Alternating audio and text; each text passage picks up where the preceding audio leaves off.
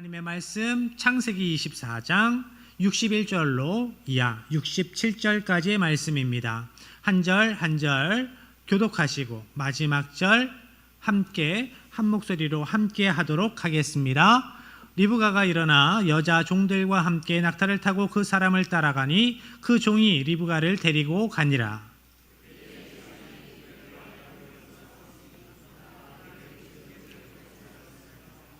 이삭이 저물 때에 들에 나가 묵상하다가 눈을 들어보매 낙타들이 오는지라.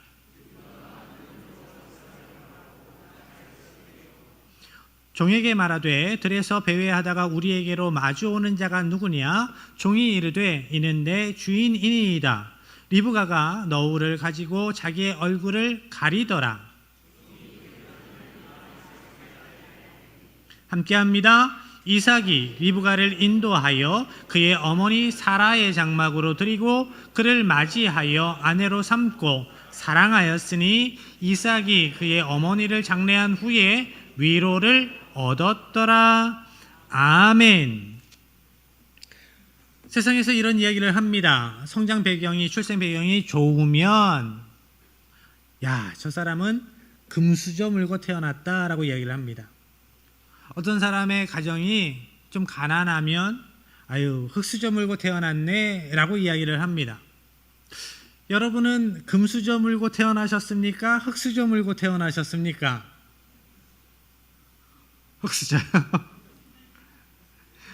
그러면 신앙에도 흙수저, 금수저가 있을까요? 믿음이 좋은 신앙의 부모 밑에서 태어나서 자라는 것 분명 귀한 은혜입니다. 복이지요. 그렇지만 내 믿음이 없으면 안 됩니다. 내 믿음의 고백이 없으면 안 되지요. 천국은 부모 믿음으로 가는 건가요? 내 믿음으로 가는 겁니다. 내 믿음이 없으면 부모가 아무리 믿음 좋아도 안 되는 거죠. 내 믿음이 있어야 합니다. 예수님을 그리스도로 믿는 나의 믿음, 나의 믿음의 고백이 있어야 합니다. 성경에서 신앙의 금수저를 찾는다면 이 사람을 빼놓을 수 없습니다. 바로 이삭입니다. 이삭의 아버지가 누구지요? 아브라함입니다. 아브라함에게 붙는 닉네임이 있습니다.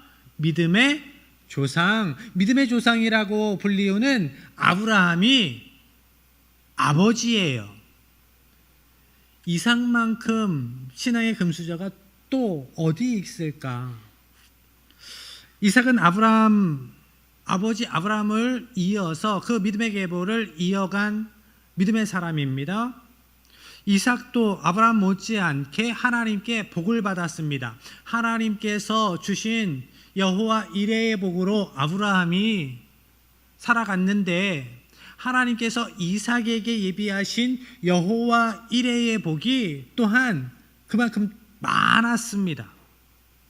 이삭은 신앙의 금수저였습니다. 그런데 그가 아버지 신앙 때문에 신앙의 금수저로 태어나서 그저 아버지 아브라함 믿음 때문에 그 덕에 평생 복을 누리며 살아간 것일까?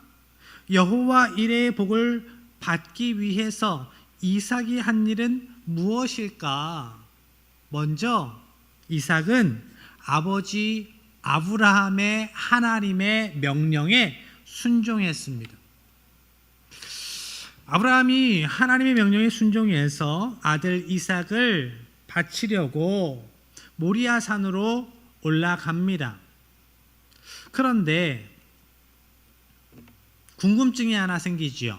이삭은 자기 아버지 아브라함이 자기를 제물로 하나님께 바치려는 것을 알고 있었을까? 모르고 있었을까?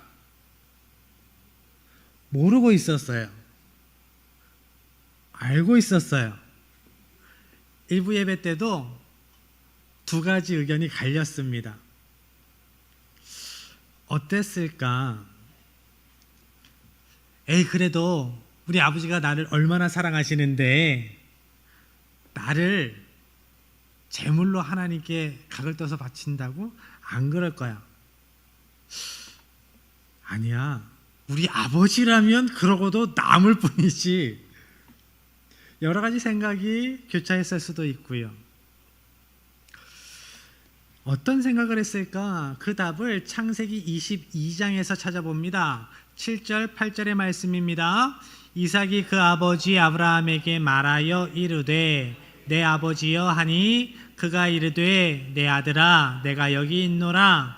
이삭이 이르되 불과 나무는 있거니와 번제할 어린 양은 어디 있나이까? 아브라함이 이르되 내 아들아 번제할 어린 양은 하나님이 자기를 위하여 친히 준비하시리라 하고 두 사람이 함께 나아가서 이삭이 아버지 아브라함에게 묻습니다. 아버지, 하나님께 제사를 드리기 위해서, 예배하기 위해서 불도 필요하고 나무도 필요하고 제물로 쓸 어린 양도 필요하잖아요. 그런데 불도 가지고 있고 나무도 가지고 가고 있는데 번제로 올려드릴 어린 양은 어디 있나요? 어린 양이 없네요. 그 이야기에 아브라함이 이렇게 대답하지요. 내 아들아, 번제할 어린 양은 하나님이 자기를 위하여 준비하실 것이다. 이 부분을 원어 성경에서 살펴보면 두 가지 해석이 가능합니다. 하나는 오늘 본문처럼 해석하는 것이고요. 다른 하나는 이렇게 해석이 가능합니다. 하나님이 자기를 위하여 내 아들 번제할 어린 양을 친히 준비하시리라. 무슨 뜻일까요? 하나님께서 내 아들 누구요? 이삭을 번제할 어린 양으로 준비하실 것이다 라는 뜻이 되는 거지요. 내 아들이 목적어로, 번제할 어린 양이 목적격 보어로 동격이 되어서 그렇게 해석이 가능합니다. 히브리어의 문법적인 특성상 이렇게 두 가지 이상으로 해석되는 문장들이 많이 있습니다. 그런데 이 히브리어를, 이러한 언어를 모국어로 사용했던 이삭이 그것을 모를 리가 없어요. 알고 있었을 겁니다. 아버지가 자신을 희생제물로 하나님께 드리려 한다라는 것을 알고 있었을 거예요. 그렇지만 묵묵히 걸어가는 겁니다. 그저 이해되지 않고 납득되지 않아도, 감정적으로 납득되지 않아도 순종하는 겁니다. 그것이 이삭의 순종이었어요. 그림 한번 보지요. 렘브란트의 모리아산에서 하나님께 이삭을 제물로 바치는 아브라함에 관련된 그림입니다. 어떤가요? 신학자들이 아브라함과 이삭이 모리아산에 올라갔을 때에 이삭의 나이를 30대 중반에서 40대 초반 정도로 보고 있습니다. 가장 힘이 왕성할 때입니다. 그에 반해서 아브라함은 이제 힘이 빠진 노인입니다. 이삭이 스스로 묶이지 않으면 아브라함이 힘으로 이삭을 묶을 수는 없습니다. 그래서 이삭은 순종한 거예요. 어쩔 수 없어서가 아니라 기꺼이 자발적으로 순종하여 그 제단에 올라간 거죠. 렘브란트는 빛의 화가라는 닉네임이 있습니다. 빛을 통해서 그 그림의 주제를 드러내는 데 탁월한 사람입니다. 보면 렘브란트의 저 그림을 보면 어떻습니까? 빛이 어디에 가장 많이 비추고 있죠? 이삭입니다. 아브라함이 아니에요. 우리는 보통 아브라함의 순종이라는 주제로 저런 장면의 그림을 보는데 렘브란트는 그 장면을 볼 때, 성경을 볼 때 아브라함의 순종보다 이삭의 순종을 하나님께서 더 기쁘게 받으셨을 것이다 라고 믿음으로 해석하고 그림을 그렸던 거예요. 여러분은 어떻게 생각하십니까? 아브라함의 믿음이 더 좋았을까? 이삭의 믿음이 더 좋았을까? 자녀를 하나님께 드리는 것보다 더 큰 순종이 어디 있어요? 라고 생각할 수도 있겠고, 이해되지 않는데 그저 묵묵히 아무런 말 없이 자기의 생명을 내어드리는 그 이삭의 순종이 더 크게 느껴지기도 할 겁니다. 이삭은 자신을 묶어서 칼을 들고 하나님 앞에 제물로 드리려고 하는 아버지 아브라함을 보면서 무슨 생각을 했을까요? 아휴, 진짜 우리 아버지 지금 이제 연세가 많으셔서 정신이 왔다 갔다 하셔라고 생각을 했을까요? 아닐 거예요. 그렇다면 저렇게 순순히 순종하지 못했을 겁니다. 자신의 아버지를 어떻게 이해했을까? 이삭은 자신의 아버지 아브라함을 그 땅에 다른 신들을 믿는, 다른 우상들을 믿는 우상 숭배자들과 다른 존재로 믿었습니다. 순전한 믿음의 사람으로 자신의 아버지를 알고 있었어요. 그렇게 이해하고 있었습니다. 그 땅의 우상 숭배자들은 자신의 안위를 위해서, 자신의 이득을 위해서 자기들이 믿는 신에게 제사를 했습니다. 특별히 그 우상 숭배자들의 예배 제사 가운데에 인신 제사를 드리는 우상 숭배자들은 자기에게 돌아올 큰 이득을 위해서 인신 제사를 했어요. 나에게 귀한 것, 값진 것을 드리면 더 귀한 것, 값진 것을 나에게 내가 믿는 신이 줄 거라고 믿어서 인신 제사를 했던 거예요.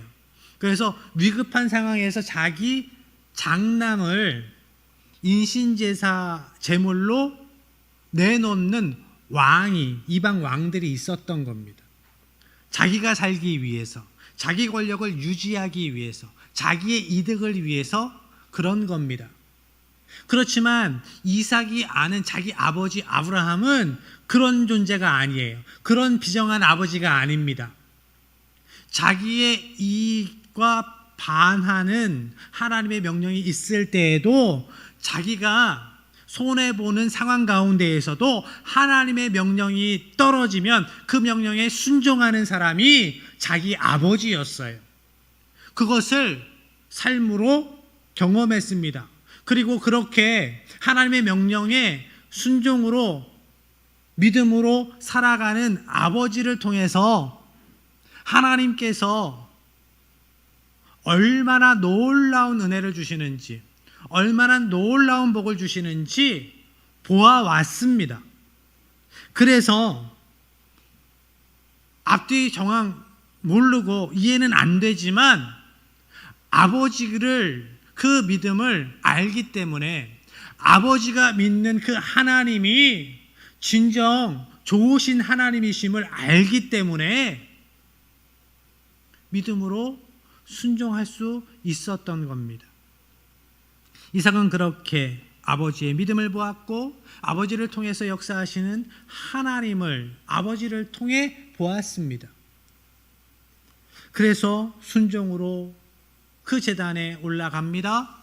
적극적인 순종입니다. 그리고 아버지 아브라함이 받은 여호와 이레의 복을 받기 위해서 이삭은 두 번째로 하나님의 말씀의 성취를 기다렸습니다. 기다리는 거 잘 하시나요? 기다리는 거 잘 하십니까? 저는 어떨까요? 저는 성격이 좀 급해서 기다리는 걸 잘 못합니다. 맛집에서 기다려서 먹는 거를 이해를 못해요. 혼자 사무실에서, 목양실에서 설교 준비를 한다 그러면, 특별한 일이 없이 집에 갈 일도 없다 그러면 김밥 한 줄 사다가 사무실에서 먹어요. 아니면 바로 앞에 버거킹에서 사람이 있나 없나 보고 안 기다릴 것 같으면 빨리 가서 햄버거 하나 딱 먹고 한 7분, 5분에서 7분 정도에 딱 먹고 들어와서 일을 합니다. 인내를 못해요. 인내를. 그렇지만 신앙생활 하다 보면 믿음의 인내를 훈련시키실 때가 있어요. 내 성품과 상관없이, 내 기질과 상관없이 믿음의 인내를 훈련시키실 때가 있어요. 이삭을 보면 이 믿음의 인내가 탁월한 사람이었습니다. 나중에 아브라함이 이삭의 배필을 구해오라고 늙은 종 엘리에셀에게 명령을 합니다. 엘리에셀은 멀리 가서 우여곡절 끝에 이삭의 배필이 될 리브가를 찾아서 데리고 오지요. 그런데 아브라함은 만나지 못합니다. 성경을 보면 그 주제에 따라서 말씀이 이어지기 때문에 시간의 순서가 조금 앞뒤로 바뀐 부분들이 있어요. 그렇지만 오늘 본문의 상황은 아브라함이 죽은 후의 상황입니다. 종이 이삭의 배필을 찾으러 간 사이에 많은 시간이 흘렀고 많은 일들이 있었습니다. 아브라함이 죽었습니다. 그래서 그 집의 주인이 아브라함에서 이삭으로 바뀌었습니다. 그리고 아브라함의 집안이 헤브론에서 네게부 지역으로 이사를 했습니다. 아무튼 아브라함의 종은 먼 여행 끝에 이삭의 배필 리브가를 데리고 이삭에게로 갔습니다. 리브가가 멀리서 보니까 이삭이 보여요. 종에게 묻습니다. 우리에게 오고 있는 저 사람은 누굽니까? 종이 대답하지요. 저의 주인이십니다. 저의 주인이십니다. 그리고 종은 이삭에게 나아가서 그간에 있었던 일들을 다 이야기를 합니다. 그 이야기를 들은 이삭은 리브가를 자기의 어머니 사라의 장막에 맞아들이고 아내로 삼습니다. 그런데 이 이야기만 들으면 이삭은 별로 한 게 없습니다. 속된 말로 예쁜 아내 그냥 거저 얻었어요. 아버지 아브라함이 죽기 전에 다 계획한 겁니다.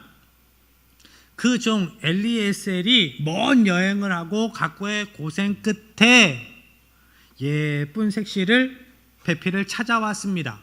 별로 한 것도 없이 아버지 잘 만나서 안목 좋은 종 덕분에 예쁜 색시를 얻은 운 좋은 사람이다 라는 생각이 들 수도 있습니다.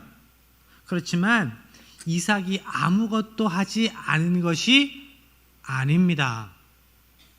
창세기 24장 63절입니다. 함께합니다.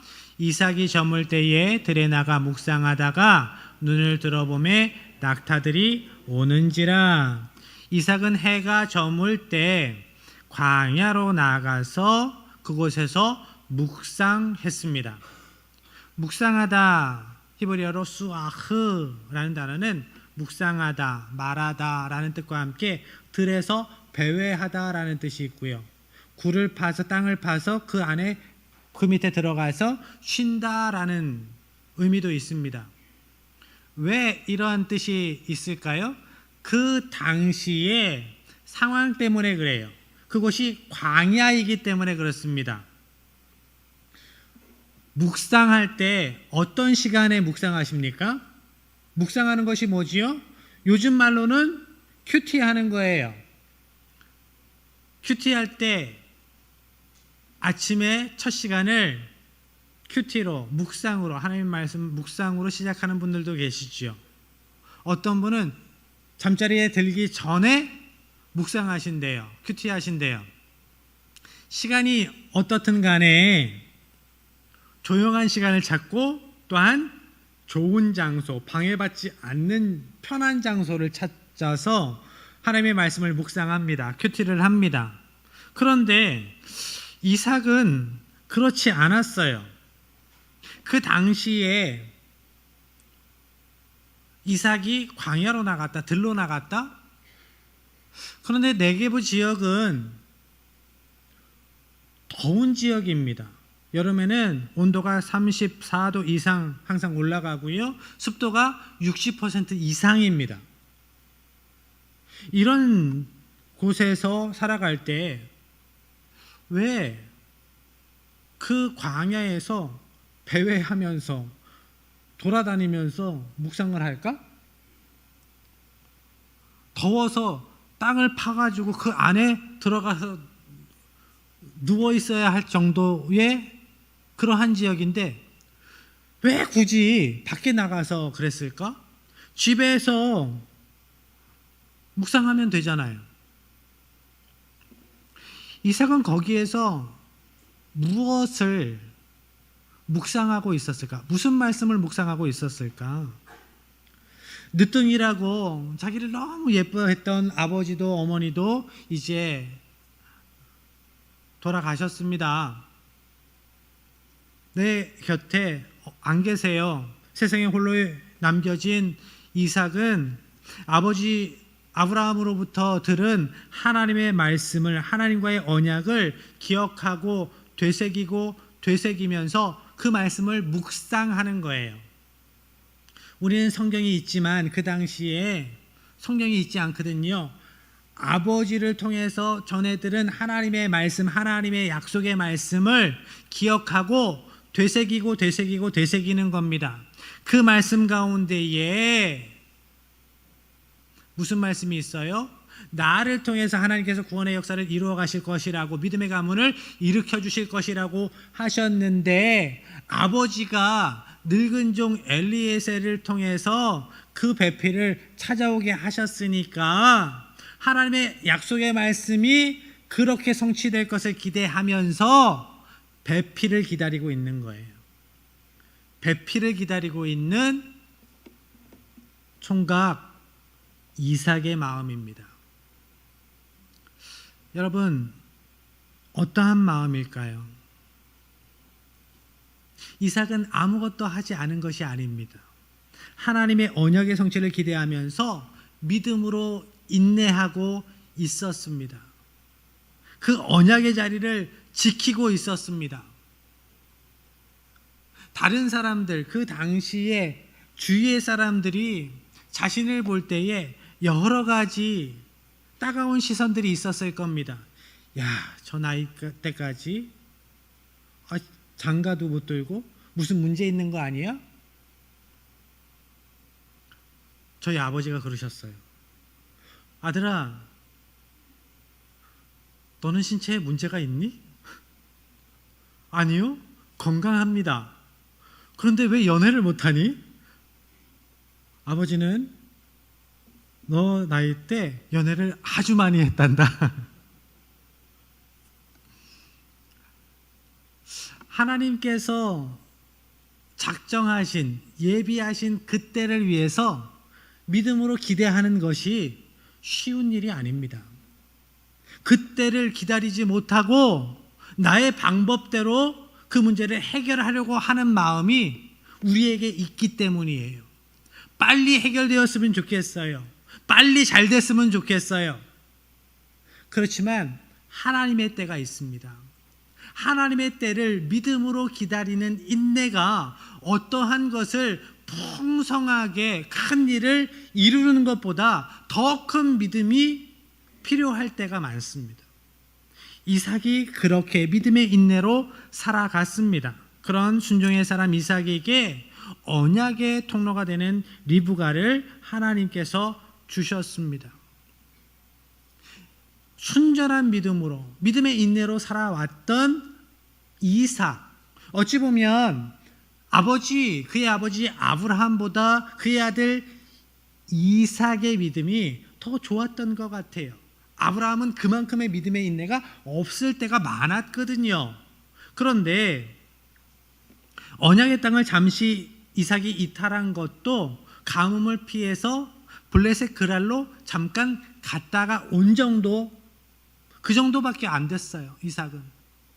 그런 거를 생각하면, 믿음의 인내를 기준으로 생각하면 이삭이 더 믿음이 좋은 것 같아요. 그런 이삭에게 하나님께서는 예비하신 은혜를 허락하셨습니다. 리브가를 아내로 주셔서 외로이 살아가던 이삭을 위로하셨습니다. 이렇게 이삭은 순종함으로 언약의 성취를 바라봄으로 여호와 이레의 은혜를 누렸습니다. 그런데 본래 은혜라는 말에는 값없이 주어졌다라는 뜻이 있잖아요. 우리가 잘 알듯이 은혜, 히브리어로 헨이라는 단어에는 불쌍히 여긴다, 긍휼히 여긴다 라는 뜻과 함께 조건 없이, 대가 없이, 이유 없이 라는 뜻이 있어요. 조건 없이, 뭘 잘해서가 아니라 이유 없이 주신 것, 그것이 하나님의 은혜. 우리는 이러한 은혜라는 단어에 담긴 뜻을 알아요. 많이 들었기 때문에 알고 있습니다. 그렇지만 습관적으로 누가 무엇을 잘해서 그런 은혜를 받았다라고 생각을 하죠. 분명 믿음으로 잘 살아가야 하고 그렇게 믿음으로 순종으로 잘 살아가는 성도들을 하나님께서 기뻐하시고 풍성한 은혜를 더하여 주십니다. 맞습니다. 맞아요. 그렇지만 헌신과 은혜를 단편적으로만 생각한다면, 순종과 복을 단편적으로만 연결시켜서 생각하다 보면 내 믿음, 내 열심으로 내가 잘 살아서 이렇게 큰 복 얻은 거야? 라고 나의 의를 내세울 수 있습니다.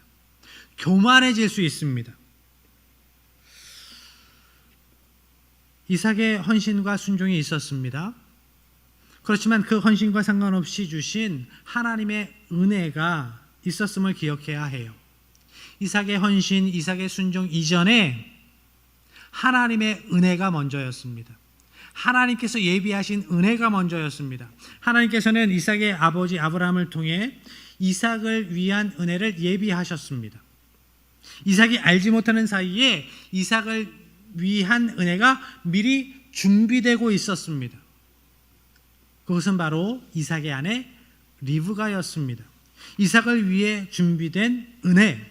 창세기 22장 말씀에 보면 아브라함은 자기 형제 나홀이 자녀들을 얻었다라는 이야기를 전해 듣습니다. 그 나홀의 자녀들 중에 부두엘이 리브가를 얻었다, 이러한 내용이 나와요. 그 창세기 22장의 말씀은 나홀이 믿음이 좋아서 복받았다라고 말씀하시는 것이 아닙니다. 아브라함과 이삭을 통해서 하나님께서 약속하신 말씀의 성취를 위해서 하나님이 그들이 모르는 시간에도 일하고 계셨다라는 것을 알려주시는 말씀이에요. 여러분을 위해 예비하신 은혜를 위해서 하나님이 지금도 여러분이 모르는 사이에 모르는 곳에서 일하고 계세요. 준비하고 계십니다. 하나님께서 이삭의 아내로 예비하신 리브가는 아브라함의 종 엘리에셀의 말을 듣고 바로 따라 나섭니다. 그런데 어떻게 이럴 수 있을까요?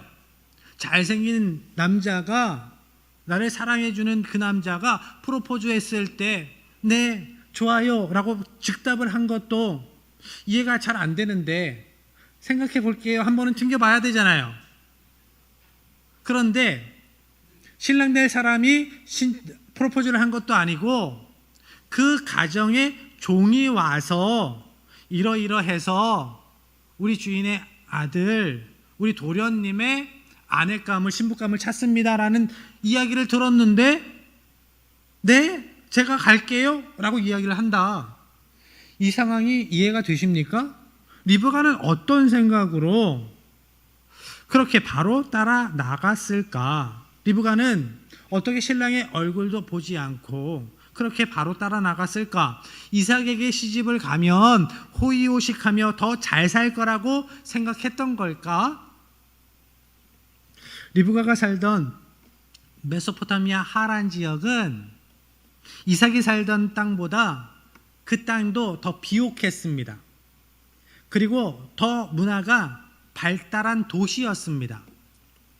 우리는 가나안 복지 귀한 성에 들어가려면 하나님께서 기름진 땅, 그 땅을 예비하셨습니다. 그런 말을 자주 들었기 때문에 가나안이 더, 그 지역이 더 좋다라고 생각을 하는데 좋은 땅은 좋은 땅이죠. 그런데 네게부 지역은 그렇게 그 땅 중에서도 좋은 지역이 아니에요. 이 본문의 상황 가운데에서는. 그런데 또 하란과 비교하면 뭐 더 좋은 땅이 아니에요. 하란이 더 비옥하고 더 문화적으로 발달한 도시였습니다. 그리고 그 땅에서 리브가의 집안이 못 살지 않았거든요. 잘 살았습니다. 그런데도 왜 엘리에셀의 말을 듣고 즉시로 일어나 따라갈 수 있었을까? 리브가는 엘리에셀을 만나기 전부터 아브라함에 대한 이야기를, 그 가정에 대한 이야기를 들었을 겁니다. 왜냐하면 할아버지가 형제이기 때문에 이 좋은 땅에서 살아가다가 그냥 여기서 잘 먹고 잘 살면 될 것인데 여호와 하나님의 명령에 순종해서 그 땅으로 이주한 그 믿음이 얼마나 큰지 아버지를 통해서, 할아버지를 통해서 이야기를 들어왔을 겁니다. 그런데 엘리에셀을 만나니까 그간에 있었던, 그 믿음의 가정에 있었던 하나님의 은혜의 역사가 놀라워요. 가슴이 뜁니다. 하나님께서 리브가의 마음을 주장하신 거예요. 준비시키신 겁니다. 하나님께서 여러분에게 은혜로 허락하신 리브가가 있습니다. 하나님께서 은혜로 허락하신 여러분의 남편이 있어요. 하나님께서 은혜로 허락하신 여러분의 아내가 있습니다. 믿음으로 아멘 하십니까? 아멘이 되십니까? 죄송합니다. 여러분이 이 대목에서 굳건하게 아멘하지 않으시면 여러분의 삶이 힘들어져요. 여러분을 위해서 아멘하는 겁니다. 아멘이 되십니까? 하나님께서 예비하신 사람입니다. 하나님께서 예비하신 은혜입니다. 귀히 여기시기 바랍니다. 그리고 여러분의 가정에 아직 리브가를 만나지 못한 가족이 있다면 믿음으로 기대하시고 간구하십시오. 여러분의 가정이 하나님의 은혜로 예비하신 그 리브가를 통해서 더욱 기쁨이 넘치는, 감사가 넘치는 더 행복한 가정 되기를 축복합니다. 그리고 하나님께서 이삭이 모르는 사이에 미리 예비하신 은혜가 또 있었어요. 그것은 이삭이 예수님을 예표하는 영광을 받게 되었다라는 겁니다. 이삭은 메시아로 이 땅에 오셔서 십자가에서 그 생명을 내어주신 예수님에 대한 예표적인 인물입니다. 이것이 이삭에게 있어서 얼마나 영광스러운 일입니까? 내가 예수님을 예표하는 인물이 된다 생각할 때 이게 얼마나 놀라운 일입니까? 얼마나 복된, 얼마나 영광스러운 일입니까?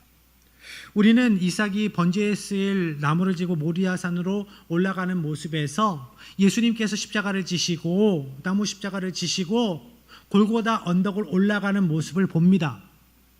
예수님께서 하늘 아버지의 뜻에 순종하셔서 십자가를 지신 것처럼 이삭도 아버지 아브라함의 뜻에 순종하여 나무를 짊어졌습니다.